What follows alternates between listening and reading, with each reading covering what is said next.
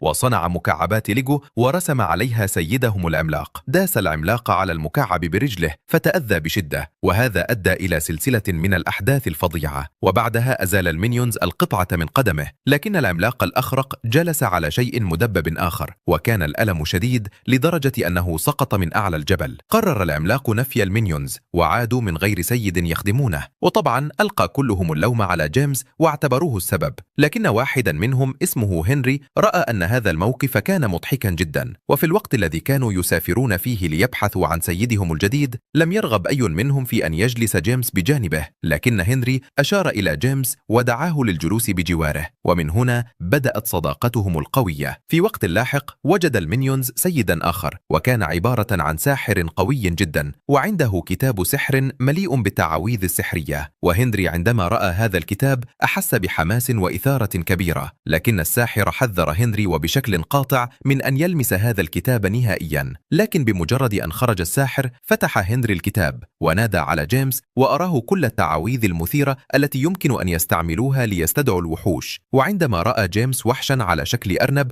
أشار إليه وهو متحمس جدا، وقرأ هنري التعويذة السحرية وحول هذا الوحش إلى حقيقة ملموسة. في الأول ظنوا أن هذا الأرنب لطيف وجميل، ولكن حجمه كان كبيرا جدا، وسرعان ما تحولت هذه اللطافة إلى كابوس مرعب. انقلب الأرنب إلى شرير وبدأ يدمر المكان كله تدميرا شاملا، والساحر نفسه تم محوه وتحول إلى رماد. لكن هنري وجد الفرصة واستطاع أن يلغي التعويذة السحرية ويعكسها، فاختفى الأرنب تماما وتدمر المكان وأصبح كله عبارة عن حطام. غضب ديك جدا من جيمس وهنري وأهانهما بسبب تصرفاتهما المختلفة عن باقي المينيونز. غضب هنري جدا وكان على وشك أن يضرب ديك، لكن إد هدأه وضرب ديك بنفسه، مما أدى إلى معركة فوضوية بين المينيونز. وفجأة حدث شيء غير متوقع بالمرة، ورأى ديك رئيسا شريرا جديدا، وبدأ المينيونز بمطاردته على متن عربة، وبدأوا يتخلصون من الأشخاص الآخرين